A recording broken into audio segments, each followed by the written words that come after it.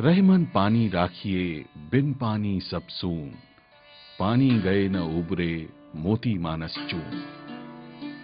रहीम जी ने जब लिखा था तो सोचा भी नहीं होगा कि उनकी ये पंक्तियां भविष्य में कितनी प्रासंगिक होंगी। जल है तो कल है, जल बचाओ कल बचाओ, जल ही जीवन है, ऐसे वाक्य जल के महत्व को दर्शाते हैं। निश्चित ही पानी के बगैर जीवन की कल्पना नहीं की जा सकती।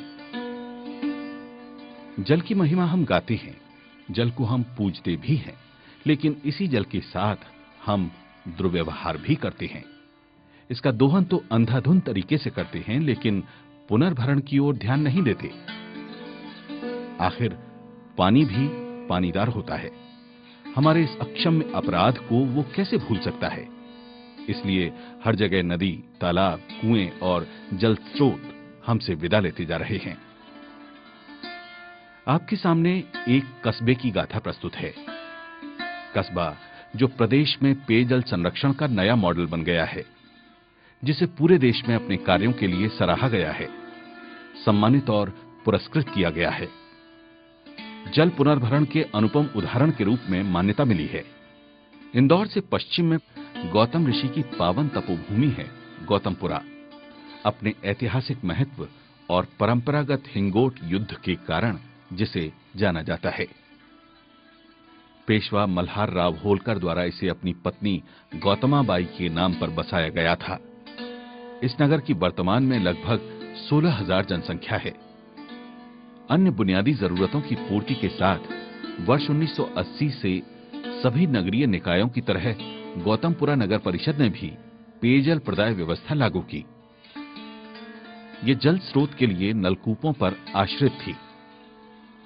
घटते वन क्षेत्र, अल्प वर्षा व जल के अत्यधिक दोहन के चलते ये नगरीय निकाय भी जल संकट की चपेट में आ गया।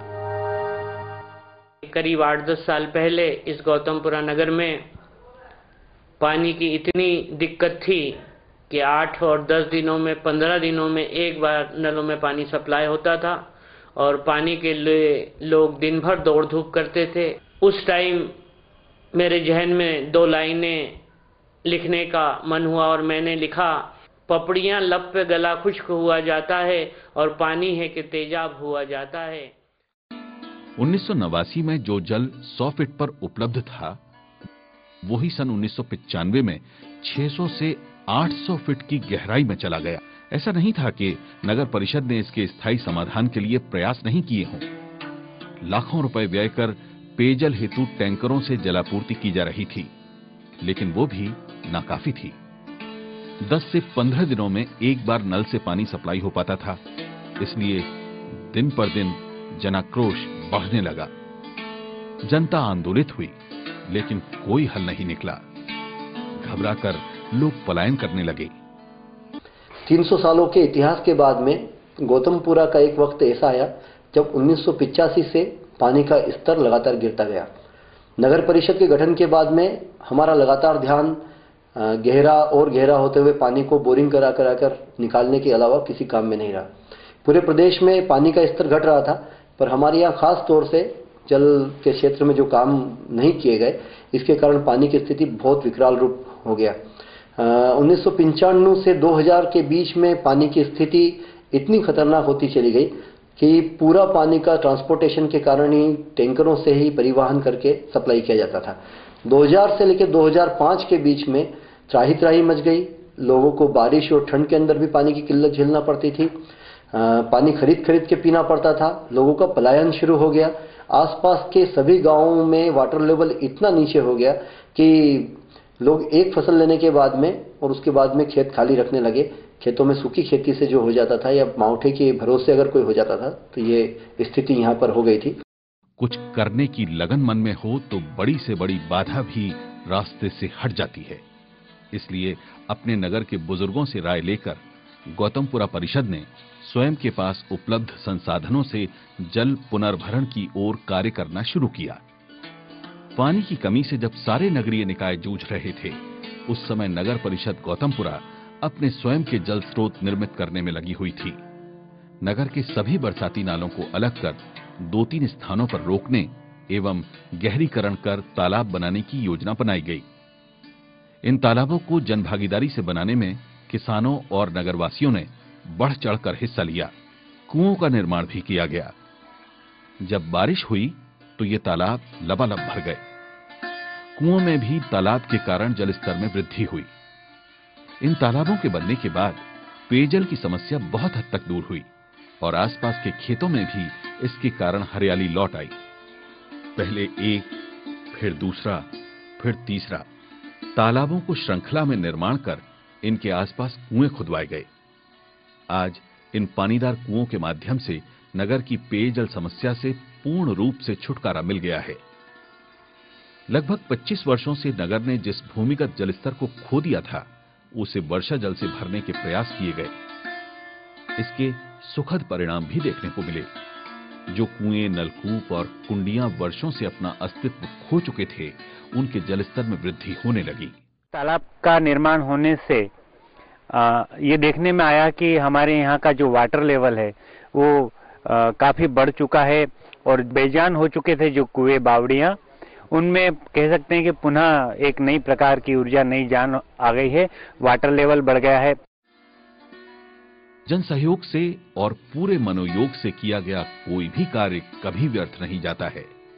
आज जहां पानी की समस्या से हर कोई दो चार हो रहा है, वहीं गौतमपुरा में परिषद द्वारा किए गए कार्यों की बदौलत सुखद परिणाम देखने में आए। जलस्तर में वृद्धि हुई। साथ ही ऐसे कई स्थान हैं जहां से धरती का सीना चीरकर पानी स्वतः बाहर आ रहा है। यहां आने वाले हर व्यक्ति के लिए ये चर्चा का विषय है। हमारी परिषद बनने के बाद में जो पानी का इतिहास रचा हम लोगों ने सभी के सहयोग से, उस कारण बरसात के बाद भी हमारे घर के सामने पानी का वाटर लेवल इतना अधिक बढ़ गया है कि बरसात के 4 महीने बाद तक भी वहां लगातार पानी बहता रहता है। इस कारण ग्रामीणों को बहुत लाभ हो रहा है। पेयजल समस्या तो दूर हो गई, लेकिन स्थानीय नागरिकों का एक बड़ा किसान वर्ग अल्प वर्षा के चलते उचित फसल नहीं ले पा रहा था। इस कारण कर्ज में ही उनका जीवन गुजर रहा था। नगर से 2 किलोमीटर दूर स्थित चंबल नदी अपने उद्गम स्थल से नजदीक होने के कारण सिर्फ बरसाती नाले के रूप में ही दिखाई देती थी। बारिश खत्म होते ही ये नदी सूख जाती। किसान वर्षा काल के समय ही साल में सिर्फ एक ही बार फसल ले पाते थे। जानवरों के लिए भी हरे चारे की परेशानी बढ़ती जा रही थी। जल ही जीवन, जल ही बल, जल बिन सब जाएगा जल, साथ में हो जब कोई पहल, मिलता हर समस्या का हल। इस समस्या को देखते हुए नगर परिषद द्वारा चंबल नदी की पुलिया पर सस्ते किंतु कारगर उपाय के रूप में ढक्कन लगाकर स्टॉप डैम बनाया गया। स्थानीय कारीगरों द्वारा पुलिया के पाइप में ढक्कन लगाने से बारिश के बाद लगभग 4 किलोमीटर तक नदी लबालब भर गई। जो किसान एक फसल ले रहे थे, इस स्टॉप डैम के बनने के बाद अब हर मौसम की फसल ले रहे हैं। वे आर्थिक रूप से भी मजबूत हुए हैं। इन किसानों के चेहरों पर करोड़ों की ये खुशी लाने में नगर परिषद ने मात्र 86,000 रुपए खर्च किए। पहले सोयाबीन की फसल होती थी, पानी था नहीं, नदी में पानी रुकता नहीं था। चने बोते थे, चने होते, मावठा गिरता, चने होते नहीं होते थे। अभी ढक्कन लगने से हमारे 3 फसल पैदा होती है। आसपास के किसानों को बहुत सारा लाभ हुआ है। 5-5 किलोमीटर तक का पानी रुका हुआ है कि ये ढक्कन के कारण। पानी की इतनी गंभीर समस्या से छुटकारा मिलने के बाद ये नगर आज विकास की इबारत लिख रहा है। साथ ही नगर की पेयजल व्यवस्था को और अधिक सुचारू रूप से नई तकनीक के माध्यम से संचालित भी कर रहा है। इस तकनीक के माध्यम से मोबाइल के द्वारा मोटर को बंद या चालू किया जाता है। इस कारण से समय और पानी दोनों की बर्बादी से छुटकारा मिला है। आज ये कस्बा अगले 25 वर्षों तक पेयजल समस्या से स्वयं को मुक्त कर चुका है। जलदेव को इस नगर ने अपना आराध्य मानकर जन सहयोग से कई ऐसे कार्य किए जो यहां आने वालों को बरबस ही अपनी ओर खींचते हैं। नगर के मध्य में नाले पर स्टॉप डैम बनाकर और गहरीकरण कर बारिश और धरती से निकलते हुए जल स्रोत का उपयोग कर झील का निर्माण किया गया है। यहां आने वालों के लिए ये किसी पिकनिक स्पॉट से कम नहीं है। नतीजा हमने अपनी मेहनत से पाया। जन भागीदारी करके तालाब बनाए, जनता का सांस लेकर कई ऐसे कार्य किए जो विलक्षण होते हैं, जिन कामों की लागत 13 लाख से 15 लाख रुपए तालाब बनाने की मानी गई थी, हमने वो 5 लाख से 7 लाख रुपए में पूरे किए। चंबल नदी जो गौतमपुरा से 3 किलोमीटर दूर बहती थी और ये बारिश की नदी होकर और पूरी तरह से सूख जाया करती थी, हमने उस चंबल नदी में मात्र 85,000 रुपए में लोहे के फाटक लगाकर 4 किलोमीटर तक नदी का पूरा के पूरा पाट भर दिया और उस चंबल नदी के पानी को पंप करके अपने तालाबों को भी फुलफिल रखा। जैसे जैसे सफलता की ओर अग्रसर हुए, वैसे वैसे इस क्षेत्र का सब आर्थिक स्थिति बदलने लगी। वर्तमान में जो किसान एक फसल लेने के बाद में सूखी खेती रखता था, वो 3-3 फसलें लेता है। करोड़ों रुपए की आर्थिक इस क्षेत्र के अंदर शक्ति बढ़ी है। पूरे 5-7 किलोमीटर का क्षेत्र पानीदार हो गया है। यहाँ पर जगह जगह फव्वारा खेती से किसानी की जाती है। किसानों के पास में धन हो गया है। नगर में भी पानी की सप्लाई करने के लिए हमको कोई टेंशन नहीं, कोई समस्या नहीं। हम नियमित पानी की सप्लाई करते हैं। हमारे जो प्राचीन कुंड थे, जो माता अहिल्या माता की सास गौतमा देवी ने यहाँ पर बनाए थे, वो कुंड पानी से इतने लबालब रहते हैं और जमीन के ऊपर से पानी बहता रहता है। यहाँ तक कि हमारे द्वारा बनाई गई झील, उसमें बोटिंग, उसमें झरने की सुविधा और पानी के ओवरफ्लो होने के कारण चारों तरफ पानी का जो नज़ारा होता है वो बहुत अद्भुत होता है। उससे नगरवासियों में एक नया आत्मविश्वास आया है। पूरे प्रदेश को हम सिर्फ इतना सा एक निवेदन करना चाहते हैं कि हमें कोई आवश्यकता नहीं है कि हम करोड़ों अरबों रुपए पानी की व्यवस्था के लिए कहीं से लेकर आए। ईश्वर हमें, प्रकृति हमें जितना पानी की आवश्यकता होती है उतना स्वतः प्रदान करती है। तो आप ये जान सकते हैं कि प्रकृति के साथ सामंजस्य बिठाने में आर्थिक रूप से भी लाभ है और उसके अलावा हमारे अतिरिक्त संसाधनों पे भार नहीं पड़ता है। इसीलिए हम वाटर सप्लाई स्कीम, हमारी जो पानी की व्यवस्था और मैनेजमेंट है, उसको लाभ में चला पा रहे हैं, प्रॉफिट में चला पा रहे हैं। सिर्फ आवश्यकता है तो थोड़ी सी इच्छा शक्ति, कठोर निर्णय लेने की, आर्थिक रूप से बहुत ज़्यादा अनुशासित रहने की और लोकल स्थिति के हिसाब से सही निर्णय लेने की, तो निश्चित रूप से सफलता हमको मिलती है।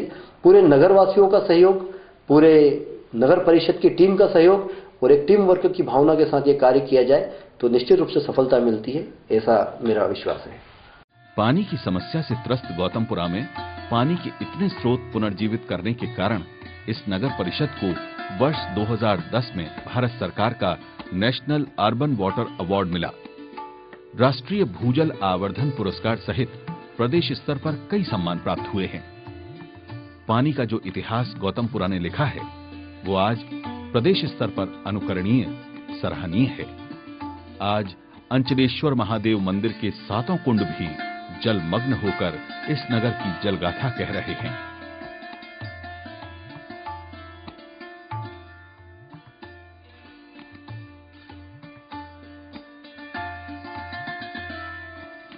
इन कार्यों को देखकर ये विचार आता है कि प्रदेश के नगरीय निकायों को गौतमपुरा नगर परिषद के मॉडल पर जल प्रदाय व्यवस्था करने हेतु प्रेरित किया जाए। इस तरह न्यूनतम खर्च पर स्वयं के जल स्रोत तैयार कर प्रत्येक कस्बा आत्मनिर्भर बन सकेगा। राज्य शासन को इस पर गंभीरता से विचार करना चाहिए।